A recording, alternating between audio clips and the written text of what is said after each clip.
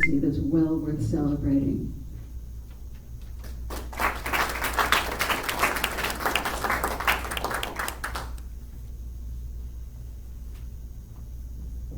Thank you, Carol, for your kind words. Hi, everybody. It's wonderful to be here again for Papa's Poems. When we first started Papa's Poems, it was titled The Poetry of Ernest Hemingway. It was a little bit more serious. And then once we got to learn the work and saw that we could be a little silly with it, a little clever, a little playful, it evolved into reading his work as well as members of the Key West Poetry Guild's work. The Key West Poetry Guild, for those of you who don't know, has been around for decades and decades. Started back in the days when Robert Frost was on our island. And the Porter family, where he stayed on their property on Caroline Street, the Porter family used to invite other poets on the island at the time, Elizabeth Bishop, Shel Silverstein, Herbie Congdon, who's not here tonight, still alive and well, Tennessee Williams. Once in a very, very blue moon, Hemingway showed up. I think twice, actually, is documented. So salons were held on Sundays at the Porter residence, and that's how the Key West Poetry Guild evolved into what it is today. The Guild meets the first Sunday of every month at 7 p.m. The home right now is on Elizabeth, right down the street, at the Christian Science Room. Everyone is invited. It's free. You can get up, read original work of your own, or just come to listen. So with that said, I want to thank everyone for coming, and thank you, Carol, once again for including us in Hemingway Days. I'm going to now bring Carol, who's going to come back up and say some more words.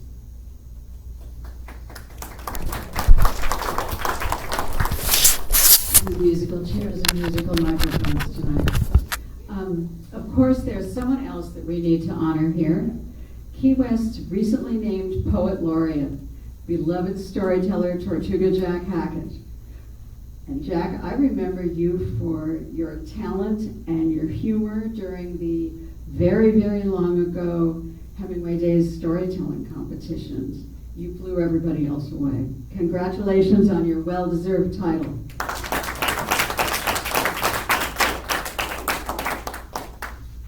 So the first readers tonight are members of the acclaimed Key West Poetry Guild, presenting some of their own work and Papa's poems.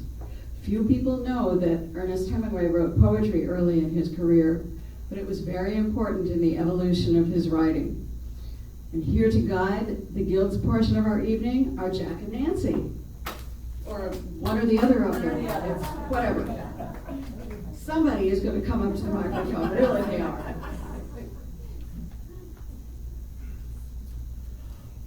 Hola. And where is Papa?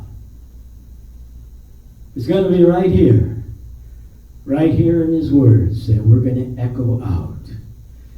We're going to echo them out from various interpreters reading Papa, because once the word goes in you, it's going to circle around and going to pick up the various vibes that you carry with you. So, we're going to start out the evening with the conch lady, J.M. Varela. Very befitting that she start the evening for us. We're going to do a couple of Hemingway poems, as Nance said, and then inject some of our own, either inspired by his writings or not. So, please welcome J.M. Varela, the conch gal.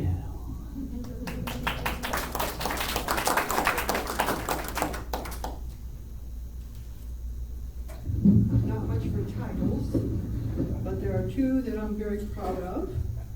One is that I am the poet laureate of the Conch Republic. Big difference. Big difference. Number two. The first one was Carolyn Watson back in, I want to say the 80s maybe. A big difference between what Jack has to do. I don't have to do anything except write a check. The other is, I don't know how to say this the right way.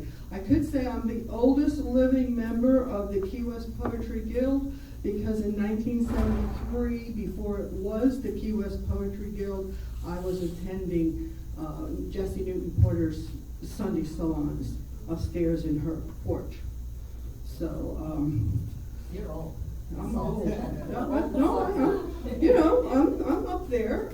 And what's interesting, and there's a lot of facts that people throw out about Hemingway. I just read a book that said he was here from 1928 to 1940. I was born in 46, and he was still very, very much on the minds of the local people, at least. He wasn't famous when he first came here. This was his most productive place to write. I'd like to think that Key West was his muse. Because I was only, 6 years later that I came along, when I was growing up with a large extended Cuban-American family, there were a lot of stories about him. My grandmother had 12 live births. I had a lot of uncles, a lot of cousins, and a lot of the uncles hung out with Hemingway. And so I grew up with stories, their stories, and my mother's stories. So I'm going to have to break with the routine, because the first poem I'm going to read is mine. They're true stories, and it's entitled Family Stories. And since I wrote it in 2014, a lot of the facts that I have in here have been validated by the National Geographic documentary on Ernest Hemingway and on some of the books that I've written. There's only one fact that could be rumor, and that was probably from my mother talking to the hotel maids at the La Concha, and you'll hear what went on there.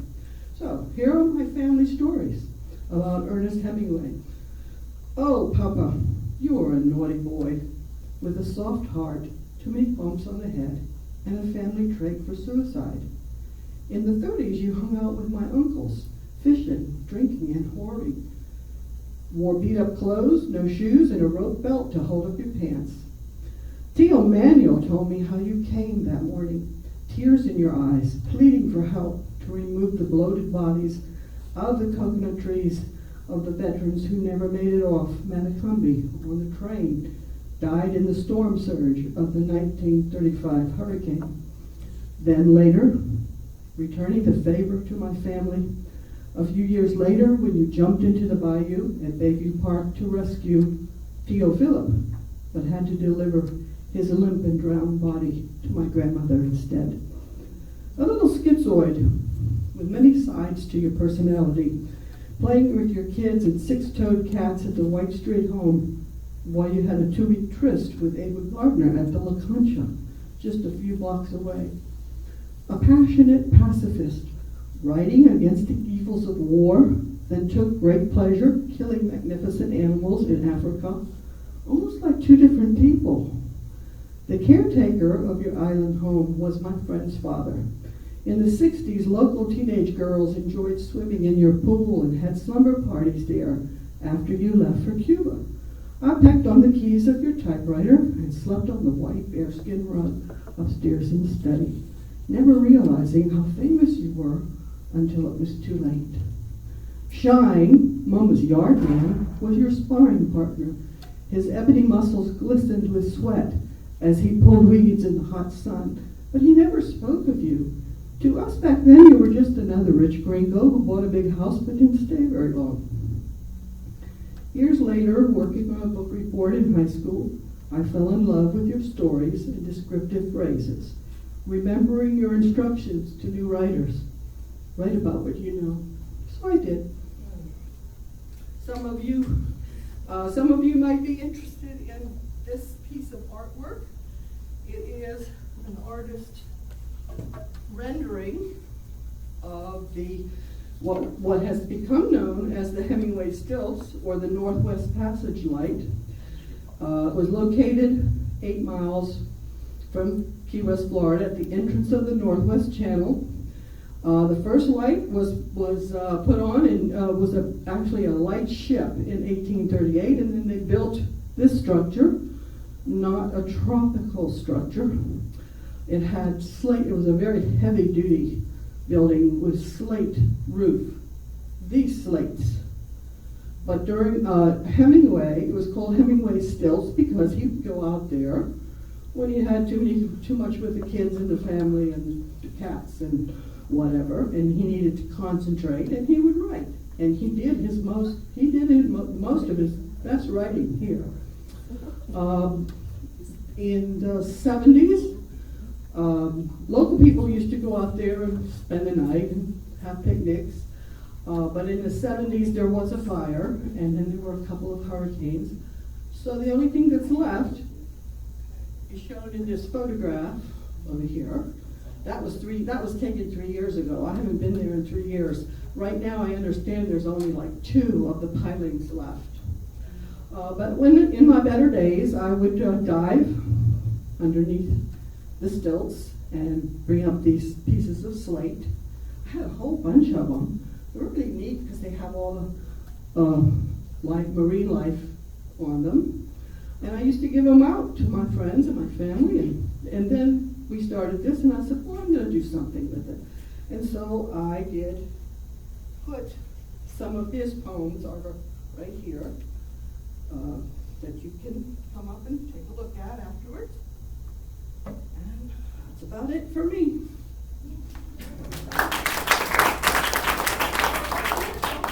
I was just going to say you're reading advice to a son. My favorite is the one Jack took, Advice to a Son. Right.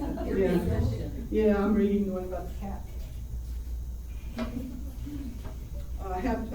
Let's see, I have been sheltering at home for quite a while, so I have not been going to the monthly meetings, so bear with me. Okay, you know, he had his six-toed cats. He loved animals. To Crazy Christian. There was a cat named Crazy Christian who never lived long enough to screw. He was gay-hearted, young, and handsome, and all the secrets of life he knew. He would always arrive on time for breakfast, scamper on your feet, and chase the ball. He was faster than any polo pony. He never worried a minute at all. His tail was a plume that scampered with him. He was black as night and as fast as light. So the bad cats killed him in the fall. I find this in his poetry. They're short, they're not necessarily sweet, and they always have like a zinger at the very end.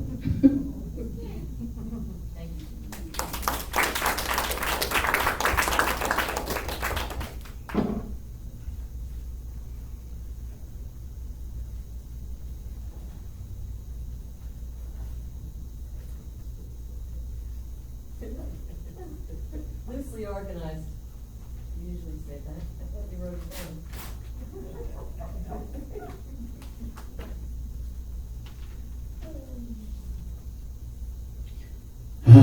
Hemingway.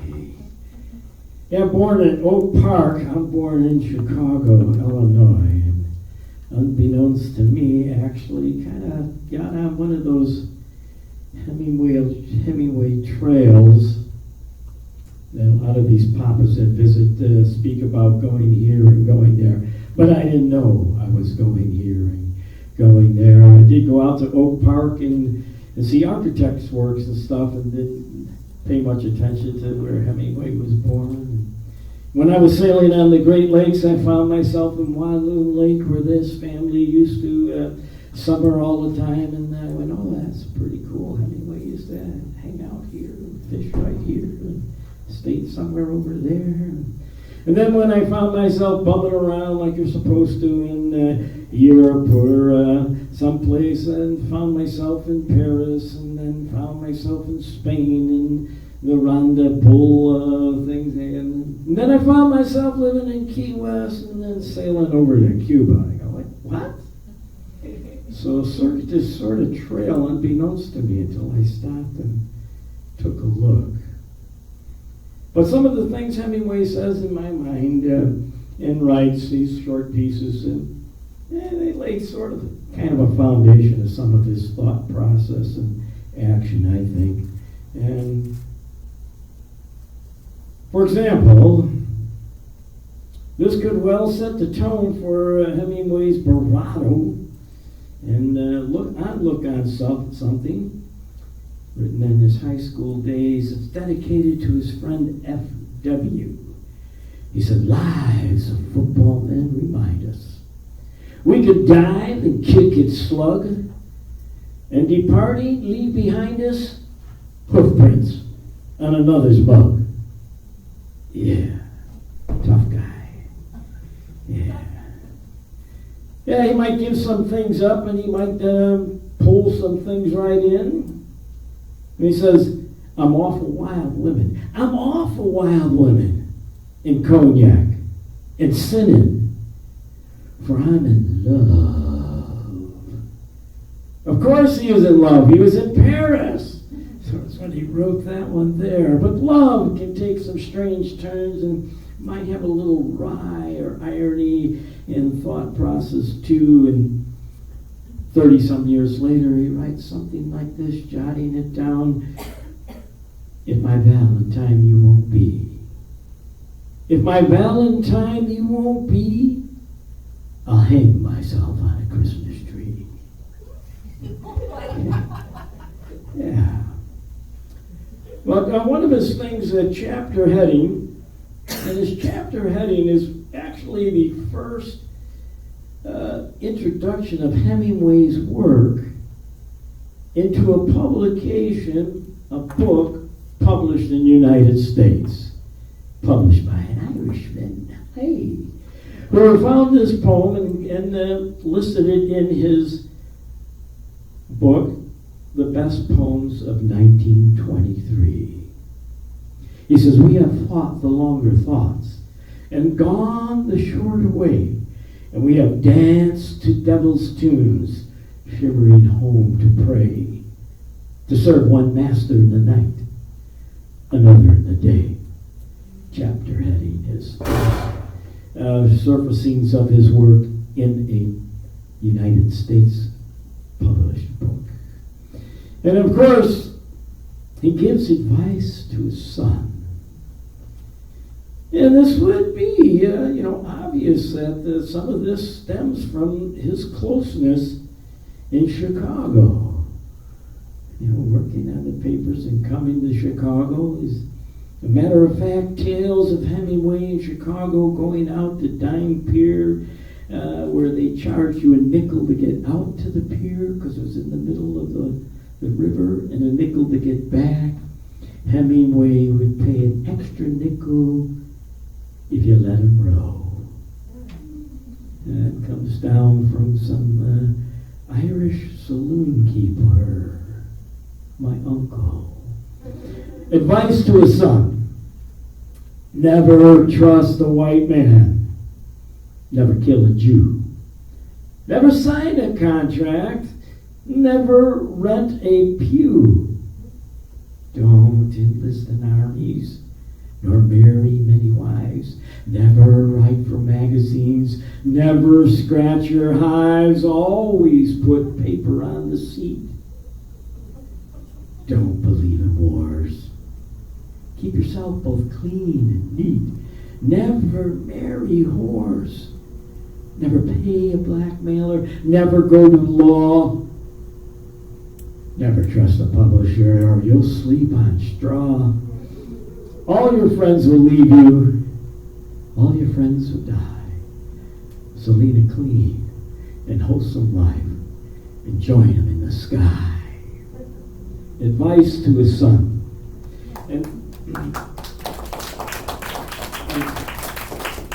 And out here, out of Key West, heading over to a place that he stayed at quite a bit and loved. This is a piece of mine that includes Hemingway in there. And it says, oh carry me across these streets swiftly. Carry me to Cuba, my island brethren to greet. I'll steep in their culture, move my feet to the island's rhythm beat. I'll start like Papa, with fishing, rum, and leaf. I'll go beyond the island's tourist beach. I'll see why Castro never would retreat. I'll meet the poets, artists, and musicians of the street. Hear their pure heart from which they speak. Oh, carry me, swiftly across these straits. Carry me to Cuba, my island brethren to greet. Carry me.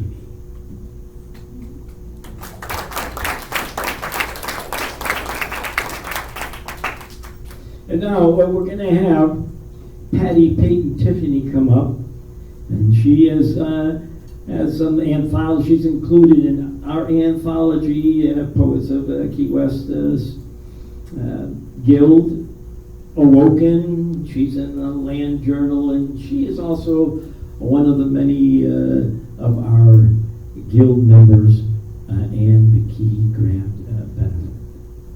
So please welcome Patty Peyton Tiffany.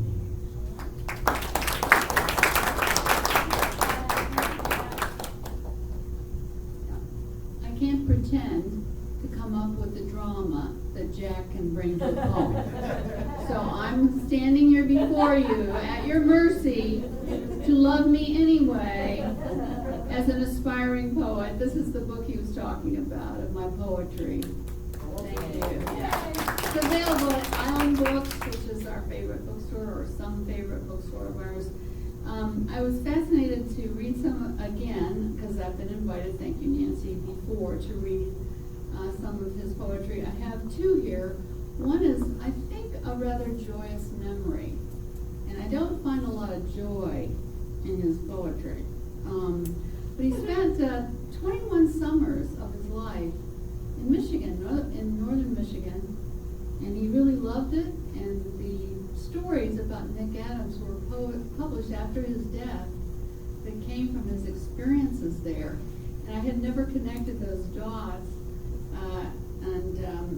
He lived in Horton Bay and also on Walloon Lake. And he was married in Horton Bay in 1921 to Hadley Richardson, first of his wives. He talks in this poem about his youth, and I think the memories are really clear. I'm not sure that he is trying to connect it. He's just sort of telling you these are the memories of my youth. One of the things that he talks about in here is a Chuck Will's widow. You all know what that is, right? Do you? It's a version of the whippoorwill. But I don't like to read things that are just absolutely, I need to look that up later. You know, you're not writing this down, I guess. Saney, Michigan is halfway between Lake Michigan and Lake Superior on the Upper Peninsula, just so you have an idea of where all these things are. And I'll be in the Upper Peninsula very soon, or close. And we spent a lot of time in Michigan, so I know exactly what he's talking about. Along with youth, a porcupine skin stiff with bad tanning, it must have ended somewhere. Stuffed horned owl, pompous, yellow-eyed, Chuck Will's widow on a biased twig, sooted with dust, piles of old magazines, drawers of boys' letters, and the line of love, they must have ended somewhere. Yesterday's Tribune is gone, along with youth, and the canoe that went to pieces on the beach, the year of the big storm, when the hotel burned down at Saney, Michigan. And I think it's all his memories, and I love the feeling of it, the detail of it, which reminds me of his other work. This one is more of his life in the military action. He was actually wounded at this time in a mortar attack, so I think that he was on the Italian front. And it says, he called it Piave, and I think he's wrong. I think it's Piave, because I know where the river is. So I think dare I say, made a mistake. But anyway, he was human, that is a certainty. But he was wounded in a mortar attack, and I feel like this is so powerful about the knowledge, the feeling, the horror of war. Killed, Piave, July 8, 1918. Desire and all the sweet pulsing arches and gentle hurtings that were you are gone into the sullen dark. Now in the night you come unsmiling to lie with me, a dull, cold, rigid bayonet on my hot, swollen, throbbing soul.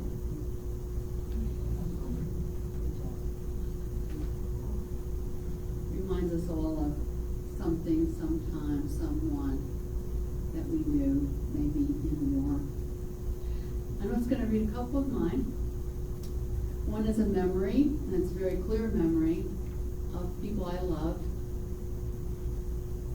and great times. We all have that memory too, don't we? Someone we love. Not with us now. 3 beautiful people. I can smell the old pub, cigarette smoke, stale beer, wooden benches, troops of students, faculty, grinning youngsters, and 40-somethings piling in, loud, ready for fries and beer. All in interspace, time that would not change, like a Challenger's endless mission. Feeling the pub of 40 years ago, I long for those smooth faces. He, the sandy-haired imp. She, the red-headed sorceress. Me, all shiny, unblemished. Smiles I can't conjure back. 3 best friends, trapped in an old photo, which now only I can see. Feeling them next to me, pouring that icy beer, toasting our future.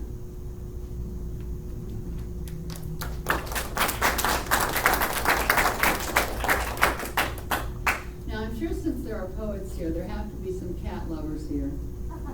Because poet people are cat people, I don't get it, but anyway,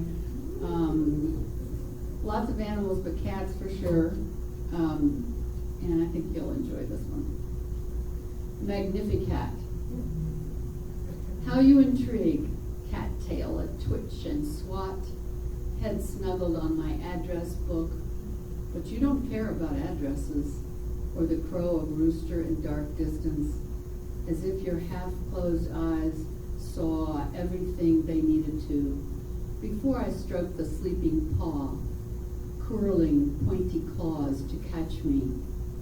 I am your dream prey, the one you love, the one you would kill, for no transgression. But you are not a tiger or a cheetah.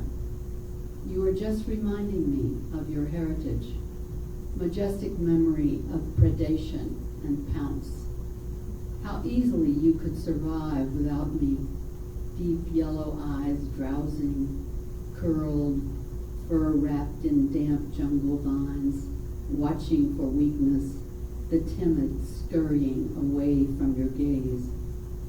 Under a waning half moon, you purring a bloody victory.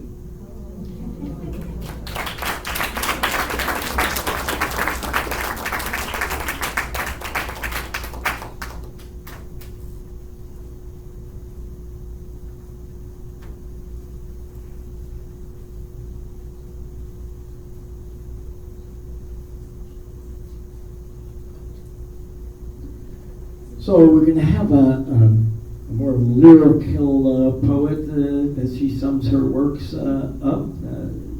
She thinks lyrically more so. Mia Sean will be coming up here to deliver some pieces. Mia.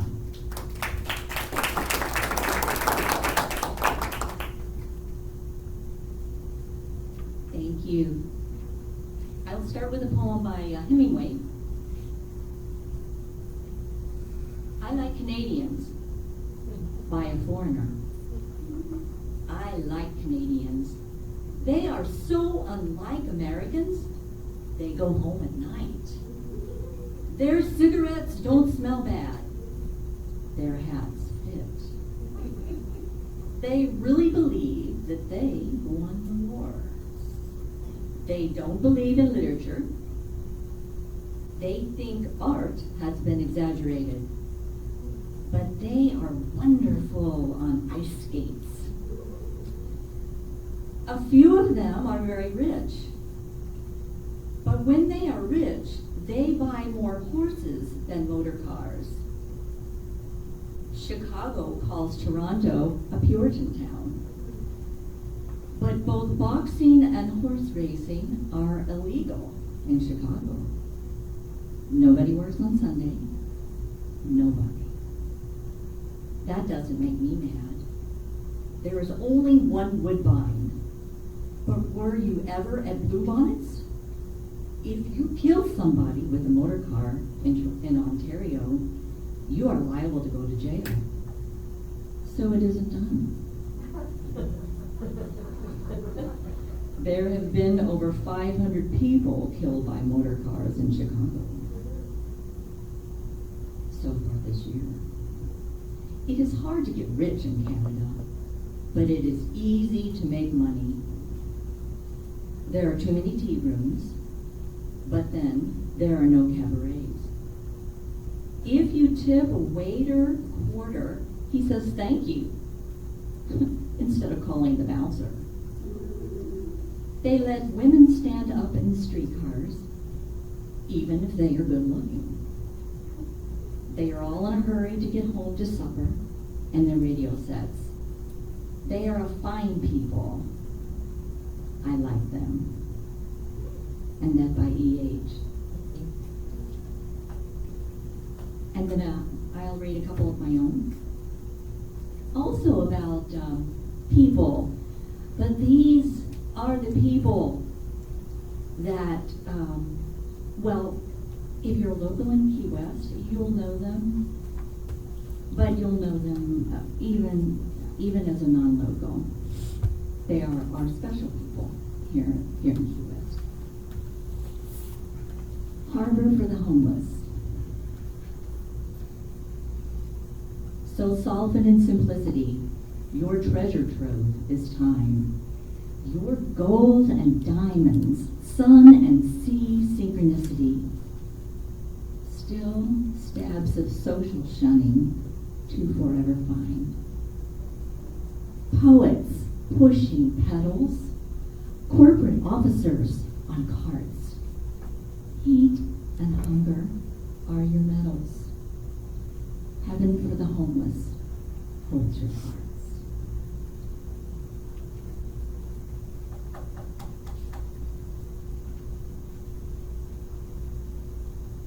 And then another poem, also about people, about this in particular, a person I was cycling to work, saw a young man working, and it was early in the morning, and also about Key West and the people here in Key West.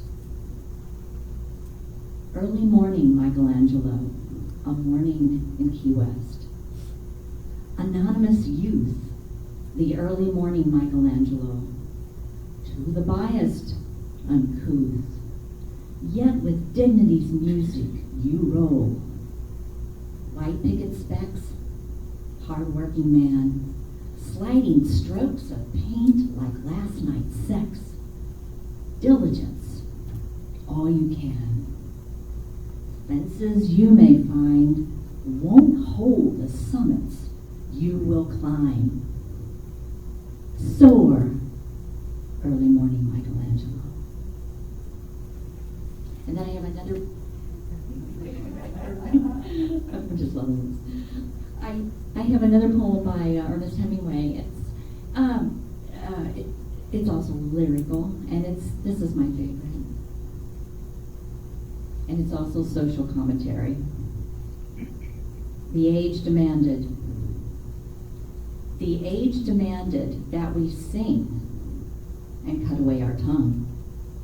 The age demanded that we flow and hammered in the bone. The age demanded that we dance and jammed us into iron pants. And in the end, the age was handed the sort of shit that it demanded.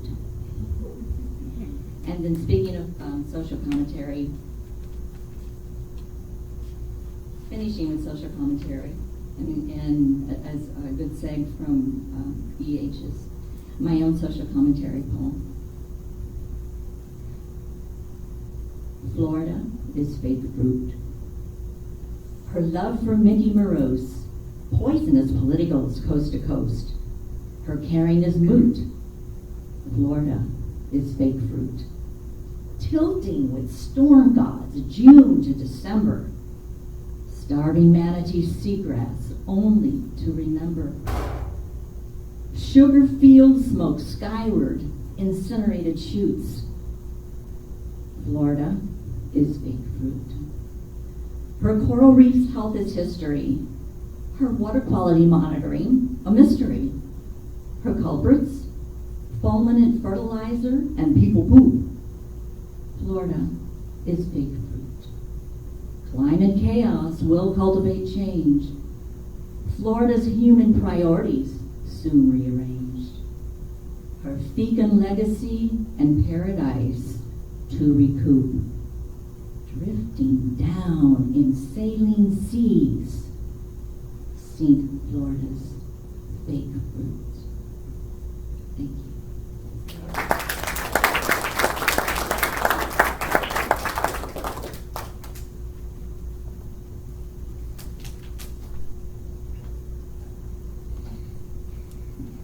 Thank you, Mia. And this next person that's going to be coming up here, see, even though I'm from the largest Polish populated city in the United States, I always struggle with her last name. So I'm going to introduce her under her writing name, Jala.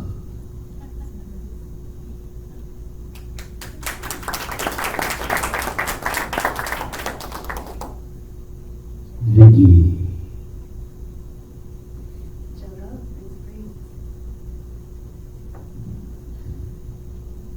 I'm going to start with work of Ernest. As a young person aspiring to grow up to be a writer, Ernest Hemingway is one of the writers I studied. And his short story collection was a gift to me when I moved to Key West from my brand new stepfather at the time. And I came here to stay for 6 months and go to graduate school in 1996.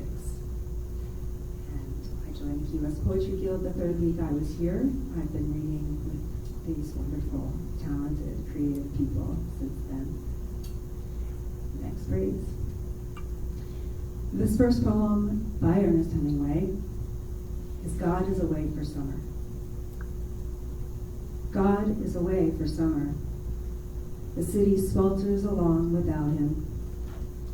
Children cry in the hot nights, keeping men awake who must go to work in the morning. The burlesque houses are closed by the heat. Plump women don't look good in hot weather. Even to the men who frequent the Star and Garter. John Timothy Stone has followed him up into the mountains. In the fall, he'll be back. He will bring the word of God from the mountains. God never leaves the city for long. Chicago, 1920, 1921. This is a short little poem which kind of depicts the Ernest Hemingway of Sloppy Joes, maybe.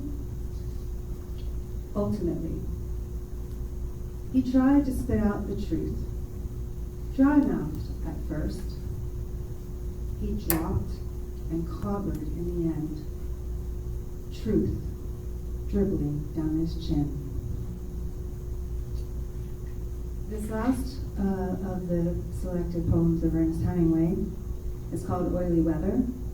It is one of my absolute most favorite poems. Like many people in this room, I am a child of the sea. I'm drawn mostly here because it's surrounded by water, and that keeps us. Oily weather. The sea desires deep hulls. It swells and rolls. The screw churns a throb, driving, throbbing, progressing. The sea rolls with love, surging, caressing, undulating its great loving belly. The sea is big and old. Throbbing ships scorn it. Oily Weather by Ernest Hemingway. And lastly, I'll read a poem by Jalad, L.E.D. I started this poem last year around this event, and I'm very perplexed by Ernest Hemingway's suicide. I said to Arita the other day, I think it was Arita, how bad could it be? I mean, if it was that bad, you could just spend the rest of your time reading your own work if you were Ernest Hemingway, and he had that much of it compiled, right? So, with Thoughts of Ernest by Jalad. Maybe you know a man who takes a pen in his hand and with all his heart makes a stand. Not for what he fears or even what he dares to dream, but for what is in his heart he knows to believe. And so I say to Mr. Hemingway, on this July celebration day, I want to reason with your thoughts and say, you're not alone. There's no debtor's prison. We're all broken, and from further depths we have risen. There is nothing to fear but fear itself. This, dear sir, is an ode to mental health. Jalad.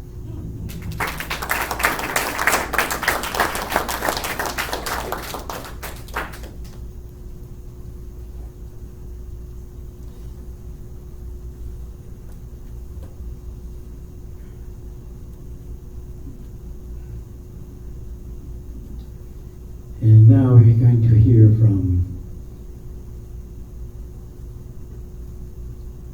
I was trying to work that pun in Arita Wright, but I told her earlier, Arita Wright, who's seldom wrong with that. And couldn't get it to flow that right. We're going to hear from Rita Wright, also a Anne McPhee recipient and a Hayward Award winner, Arita.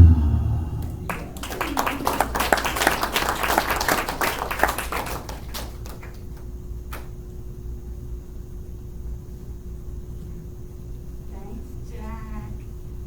Hi, everyone. This is so exciting. Oh my God. I just love these kind of events. Okay, so thank you for inviting me to this. I really appreciate this. I really do, because Ernest is like what drew me to Key West. Yes, I love the water, but if you're an actress, you go to Hollywood. If you want to be a writer, come to Key West. And so it's like, he was like the draw, like I wanted to be a writer. So yes, I came to Key West. So this one is called Captives from Ernest. Some came in chains, unrepentant but tired, too tired but to stumble, thinking and hating. We're finished. Thinking and fighting. We're finished. We retreating and hoping we're finished. Thus cures a long campaign, making death easy. So Vicki knew that I wrote a poem about chains, so she asked me to. So this is one of my chains. This was inspired by me going to the African cemetery on Hicks Beach, just sitting there, and I poured libation to the souls who died in the middle passage, and all of a sudden, here's a scene that I saw. Chains on blood-stained feet that would carry the warriors into war, to now walk upon strange lands and be given an English name that did not tell the story of the soul that carried it. Chains on arms that cradle babies, squirmed to loosen pierced wrists, hands that cut trees for shelter and stirred pots of fresh stew, shook rattles and beat the drum for the dance. Chains as palm trees swayed and water engulfed those of you that chose not to be bound. The sea pulled you down into her bosom, and there you found your freedom in a watery grave rather than be a slave. As you threw your body over, no one there to catch you, as your body hit the water, no thoughts of coming up for air, no headstone to remember you by. Bones lay scattered on the ocean floor, and yours will sink down to join them as your flesh is torn away by sharks, and there are no words to tell the story of the soul that was carried away in chains.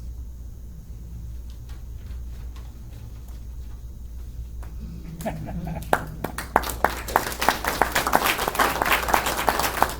see Rusty back there. Rusty is the president of the Writers Guild. He told me I had a voice. So Rusty, I just want them to know that because of you and these kind of poems that I write, a book is coming out called, it's called Crossing the Threshold, A Black Woman's Voice. These two poems and the one I'm reading now, so the one I just read and this one is going in the book.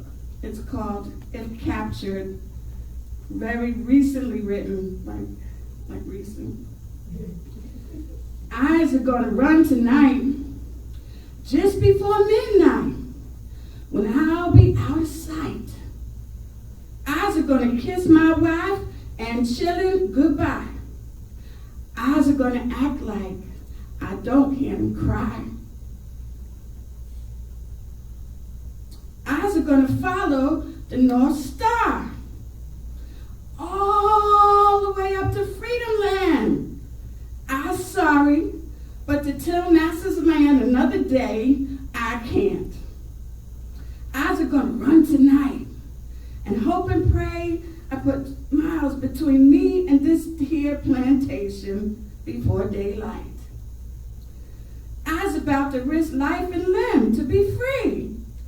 Don't want no more overseer beating me, 'cause they won't bring me back. No, you don't have to worry about that. Eyes are gonna run tonight.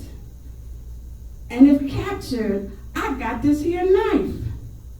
And if captured, I will take my own life. Thank you.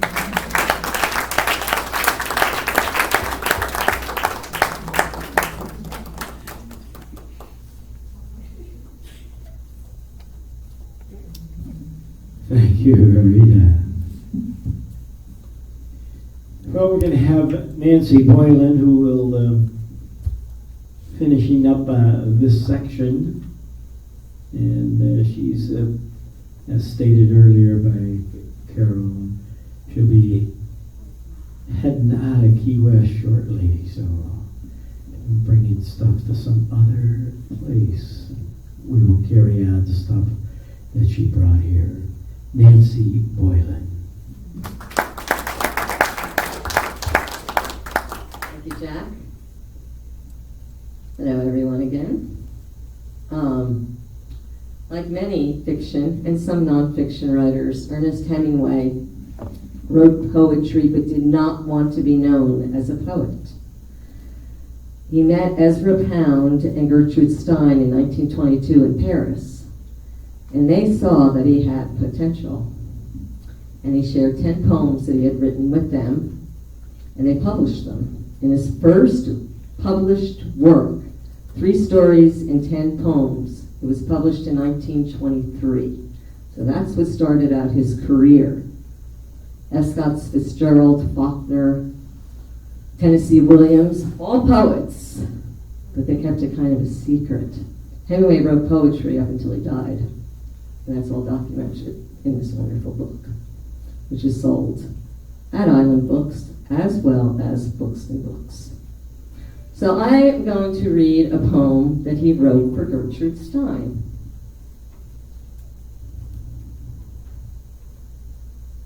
And it is titled, is this too low? There, y'all can hear me, I'm sure. Y'all, well, I'm going back to Jacksonville, so my y'all's coming out. I'll talk about that in a minute. Portrait of a Lady, Paris, 1926. Now we will say it with a small poem, a poem that will not be good, a poem that will be easy to laugh away and will not mean anything, a mean poem, a poem written by a man with a grudge, a poem written by a boy who is envious, a poem written by someone who used to come to dinner, not a nice poem, a poem that does not mention the Sitwells, a poem that has never been in England, a small poem to hurt one's feelings, a poem in which there are no crows, a poem in which nobody dies, a small poem that does not say it about love, a poem written by someone who does not know any better, a poem that is envious, a poem that is cheap, a poem that is not worth writing, a poem that why are such poems written, a poem that is not even a poem, a poem that he had better write, a poem that could be better written, a poem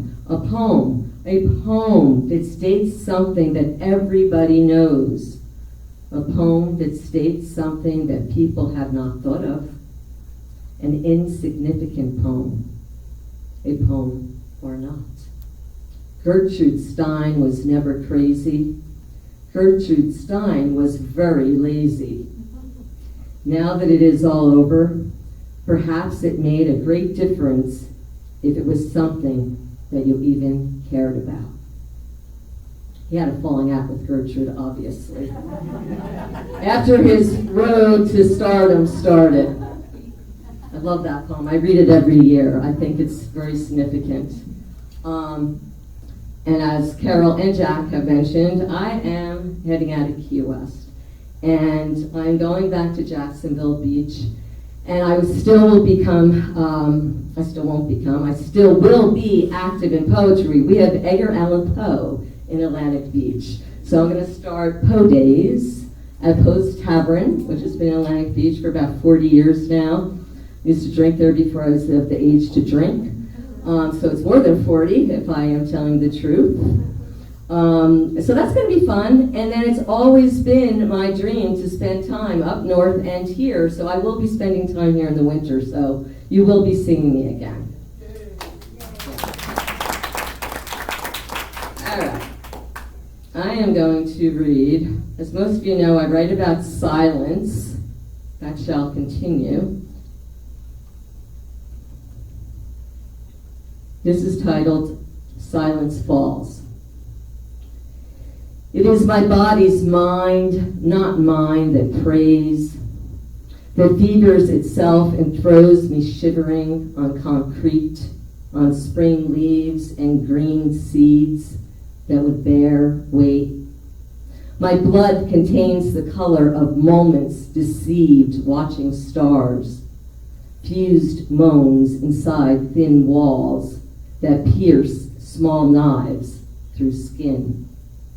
I attempt to re-bear words whispered the length of my back and all the moon's shadows across the country reflecting our eyes through skylights. 2 pink pills clear a space where the sun could be watching us setting still. Nights open a scar beneath the skin. Silence falls openly.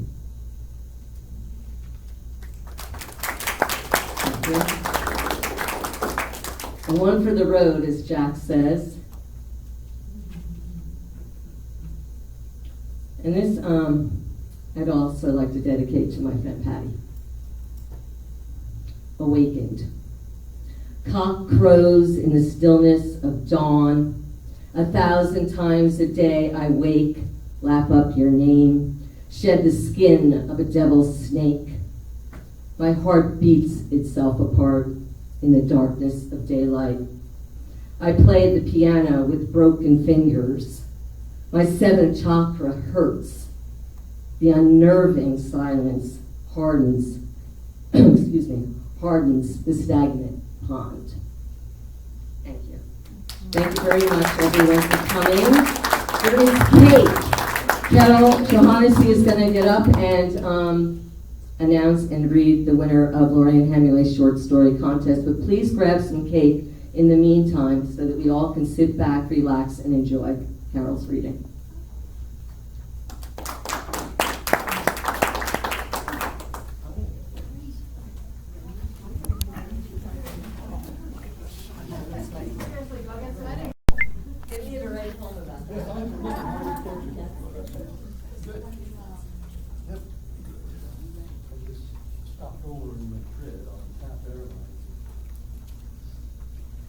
I almost want to hear that story instead of reading. Anyway, thank you very much to the poets who read tonight for sharing your words and Ernest's words and your own hearts. So, now I know that you're all familiar with Lorraine Hemingway's name, as well as being a very, very gifted writer herself. Probably best known for her second book, which was a memoir titled Walk on Water. She's also a lifelong champion of the work of emerging writers. Oh, and yeah, she's Ernest Hemingway's granddaughter. Since 1981, the Lorraine Hemingway Short Story Competition has recognized and supported the efforts of writers who have not yet achieved major market success. For some entrants, placing in that contest, because I've worked very closely with Lorraine on it, and placing in that contest is the first validation of their worth as writers. It means the world to some of them, and some of them have gone on to be very highly acclaimed in publications, in honors that they have received. So it's a wonderful beginning. And this year the competition received 776 entries, not only from all around the United States, but also from many other countries around the world. In fact, Lorraine was so excited because she got an entry this year from Hungary. And this is the first, she remembers all the countries, this is the first time that the competition has had an entry from Hungary. And she and her judging panel carefully evaluate each one of them. As a lot of you know, she has been battling serious health problems for a lot of years now, and she's unable to be with us here tonight, but I've been texting her so she knows exactly what's going on. And she asked me to announce the winner of her competition and give the first public reading of that writer's story. So I'm happy to tell you that the first place winner of the Lorraine Hemingway Short Story Competition is Nick Henke, who lives in St. Louis, Missouri, and spends a lot of time in France. His story is titled A Lot of Carrefours. Now that's an unfamiliar French word in the title, but it will be explained in the reading, and it's very important to the story, so I'm not explaining it now. According to Lorraine, The story impressed the judges because of its very nuanced and intelligent style of writing. It was something very, very true to the voice. The voice of the writer and the voice of the narrator were very true together. She felt it had a good bit of heart that is understated, but that is very definitely present. Ladies and gentlemen, I present A Lot of Carafours by Nick Henke. The thought that Maurice might know Pierre had crossed my mind before my fears were confirmed. It seemed likely that they might run in the same circles. Both secondary school theater teachers in their early 40s, living in the same corner of the 11th arrondissement. Both gay, both with live-in boyfriends in tow who they always said they were about to marry, but never did. Both of whom took a quick liking to me. It was this sort of perverse fantasy that I liked to weigh, imagining that Maurice, by simply uttering Pierre's name, would bring him back into the flesh and blood world, taking away that little shred of safety I felt in the distance his place in memory provided. Part of me sensed that the fact of Maurice knowing Pierre was coming, or at least felt it was conceivable, I guess. In the same way that you could imagine the dramatically worst thing that could happen when you get coffee with an ex 6 months after a blowout breakup. Veneer of politeness shattering, screaming, tables flipped, that sort of thing. I had just finished what felt like a pathologically meaningless bachelor's in... This microphone's driving me crazy. Can you all hear me? No? Okay. I had just finished what felt like a pathologically meaningless bachelor's in gender studies in Boston, and convinced myself that going back to Paris was an innocent desire. Though the image of myself as an educator provoked visions of hanging from a rope in a university bathroom stall at 37, I jumped at the teaching fellowship. I remember hitting send on my application, pausing and breathing. I opened Pierre's Facebook page and looked through the pictures. I closed it, clicked around on my desktop until I found a picture I had taken of him on the beach. The weekend he brought me to his family's vacation house in Nice. Then I tried search keywords on the internet for a porn clip of two teenage Czech boys giving each other head in a public restroom that Pierre had once shown me. I couldn't find it, powered my laptop off, put it in the back of the closet, and put my head in my hands. I tried to see how little I could breathe until I got tired enough to lie down. I was told in June that I got the teaching position, went to New York in July to apply for my visa, and in September I returned to France. I decided, finally, not to tell Pierre I was back. We wouldn't run into one another. I imagined what I would do if we did. Whether I would pretend not to see him, or bolt away even, it wasn't out of the question. Maurice and I met as colleagues, both teaching in the western suburbs of Paris at the kind of lycée where students receive 1,000-euro Mont Blanc fountain pens for their 12th birthdays and apartments by the Sorbonne for their 18th.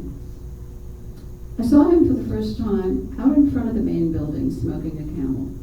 He was a bit round, but tall, nearly taller than me.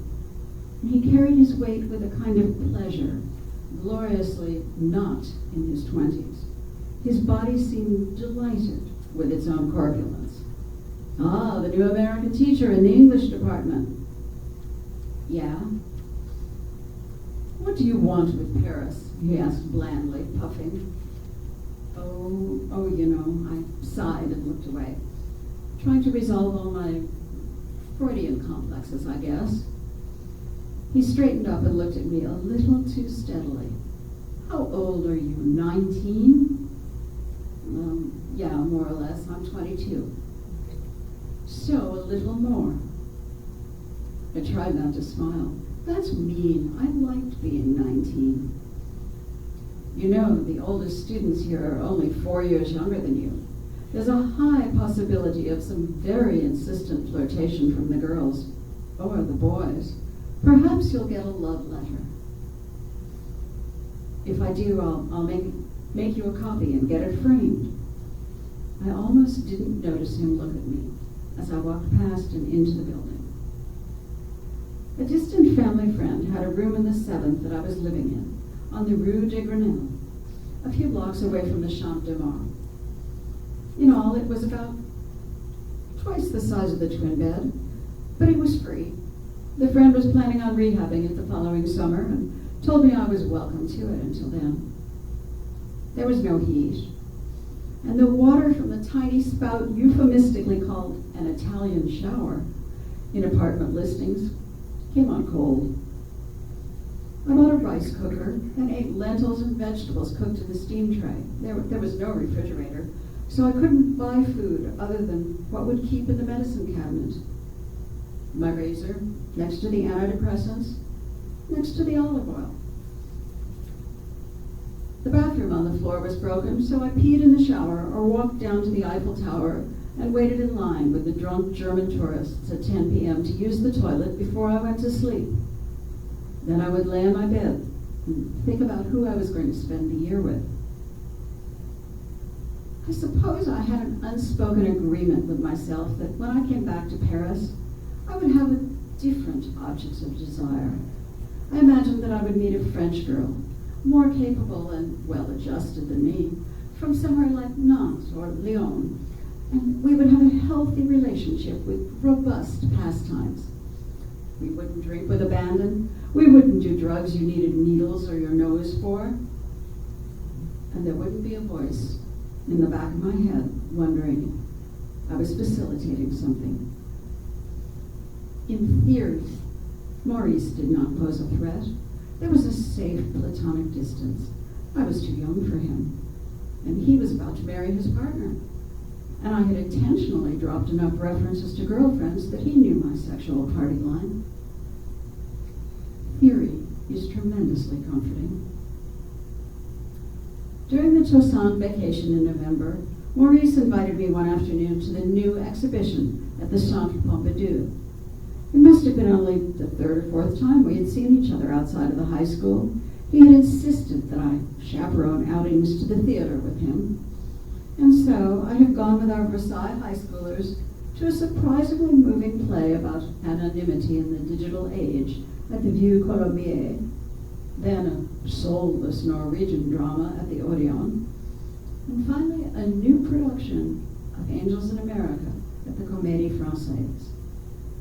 Maurice had been right. I was much closer in age to the students, and when we walked back to the metro after the curtain, I would inevitably find myself fading into the adolescent crowd. Maybe I wanted to. I hardly played an actual role as a chaperone. I met them at the theater where Maurice handed me my ticket, and we took whatever seats the students hadn't filled. At the 3rd production, I found myself next to Laurie, an 18-year-old in Maurice's acting and movement class. She watched the play with a program balanced on her lap, inched her foot closer to mine as I moved mine away, and joined the others after the curtain. The exhibit Maurice proposed was a Francis Bacon retrospective that was getting a lot of hype, the kind of thing that people at Eperos insist you must go to. There were 6 or 7 rooms, all painted different shades of pale plum, which added significantly to the whole affair's ghoulish effect. Halved and quartered bodies, best described as flesh objects, leered at us from the monumental canvases. Straight-edge window panes melted into filmy, wet shadows over warped dimensions.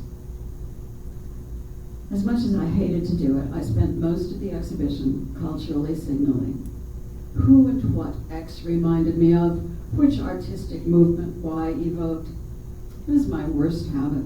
I knew better, but still felt a reflexive, nervous urge to convince Maurice that I was well-read, well-traveled, well worth his time. We name-dropped back and forth while I wondered if this made him feel as miserable as it did me. We would separate and look at different works in the gallery, then come back together, arriving in front of the same paintings. Maurice would make drippingly cerebral comments about composition or form or figural displacement that made me wonder if he, or anyone, had ever had an actual human feeling. Was the best option this sort of intellectually forced titillating sensation, like unenthusiastically choosing to marry someone for their good qualities? By the end, he had worked through the usual suspects in terms of compliments Europeans can give Americans. You aren't like the others. You have a surprising amount of culture, considering. And you aren't even from New York. And he had begun to be ever so innocently more tactile. Our coats curiously brushed against one another. And at one moment, when I tried to say something cute about a video of Francis Bacon at work in the studio, he laughed and put his head on my shoulder. I reflexively pulled away. And in the second I met his gaze, his face had already managed to move from shock to annoyance. I have since wondered whether Maurice would have said anything if I had warmed up to him a little bit more at that moment. But I didn't, and he did. As we left the last room of the exhibit and entered the gift shop, he paused to look at a book, blocking my path. He picked up the paperback, gazed over the spine in my direction, and in an innocent voice popped the question. I've been meaning to ask you, do you know Pierre Baudreau? We sat across from the museum at a café tabac that looked out over the Fontaine Stravinsky by the movie theater where Pierre and I had once seen a documentary about male prostitution in Bulgaria. A waiter brought Maurice's coffee and my beer and left the receipt under the ashtray. So how did you and Pierre, how did we make the connection? He finished. Yes. Well, I started talking about this young foreigner I was working with, and eventually your name. Okay. We sat in silence for a moment and watched two pigeons fighting over a piece of pizza. What? Well, what? He was pleased with himself. His eyes were getting piggish. What did he say? I asked pitifully. That you knew each other. That's all? That it's been a while, he added with a flutter of his eyes. I looked away. So, how did you know one another? We were friends. Very close, I hear. We saw a lot of each other for a while. And you got along with his boyfriend? What's his name? The dour-looking one? Enzo. Yeah, we were on good terms. He looked at me. No, I mean we were friends. I lied. Just never that close. Never as close as you and Pierre. I swallowed over what must have been the beginning of a tumor in my throat. Right. Maurice looked away from me with a pretentious, meaningful air. I heard about you a few years ago. When I didn't say anything, he continued, just that Pierre was running around with this young boy, that they just couldn't leave each other alone. So you were the boy. I wasn't that young. Maurice was really laughing now. You're still that young, obscenely young, perversely. He gave me a look that tried to be coquettish, but was too excited to pull it off. And the magazine you two made together with the photos of you? Unforgettable. Then there was that other strange coincidence. After I left Maurice at the cafe, it occurred to me that the first time I went out anywhere with Pierre, it had been there, at the Pompidou, that he had invited me to this big exhibition on the Beat Generation in the same museum, in the same gallery space even. That it was only after the expo, at a similar nearby bar, after the first Marlboro, into the first pint of Kronenberg, when he started smiling a little too insistently into my eyes, that it occurred to me what we were doing there. Nothing happened that evening when Pierre and I first met. But I came back already feeling him sticking to me. I've thought about that moment often since, about that animal fear that came with the first time in what would be a long series of moments involving Pierre giving me that look. Maurice and I didn't get together again after that day. I'm sure there were a million different pretexts for this, of which I can still convince myself. Our schedules didn't really align, since he spent most evenings with his fiancé, boyfriend, an investment banker who worked all the time. I was spending more and more time holed up in my little room, and so on. I started using dating apps. I would go out for drinks with girls, and we would usually go to their apartments somewhere in East Paris, inevitably off the canal or near Nation. Not eating for the day before would give me something to focus on, other than why I was there. It felt nice to feel empty, and when I was naked, it felt nice to feel thin. They would ask what was wrong while we had a last drink, and I would leave before the trains closed. At some point, the scales tipped, and drinking 4 or 5 cans of Heineken while watching American television on my laptop at my desk became more compelling. Out of my window, the head of the Eiffel Tower peeked out over the buildings and sparkled on the hour behind my screen. I took the train out of Paris on Saturdays and got inconsequentially cheaper groceries at Quartier Soleil, the big shopping mall near the Merrick. I bought rice and beans and Nescafe and ham and cheese at Carrefour and told myself it was all I could afford. When I first came to Paris, my French was bad, and I thought Carrefour was a proper name for the supermarket. It must have been in the beginning of the second year that I discovered it meant crossroads, intersection, the kind where you beat the devil, and the kind where you get in a traffic jam on the bus from Montparnasse to Montmartre. No one knows each other, and of course, everyone you would ever meet has known one another for years. There's no world in which they couldn't. Anyone who thinks Paris is still the butcher, the baker, and the Friday morning market is lying to themselves. It's all just Carrefour.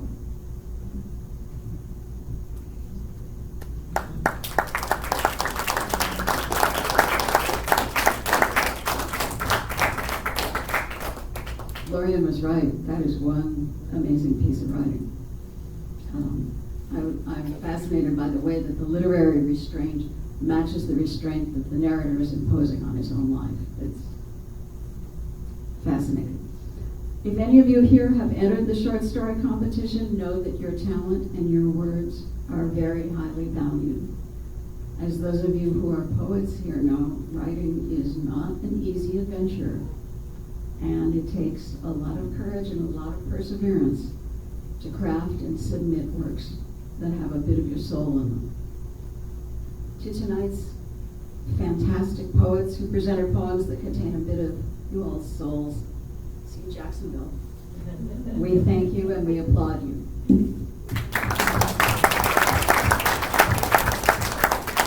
Don't forget, Sunday, you can experience a Hemingway Collection Museum Day at the Custom House Museum, where you'll find rare artifacts and memorabilia from Ernest Hemingway's life, and original drawings by marine wildlife artist Guy Harvey that illustrate the entire book of The Old Man and the Sea.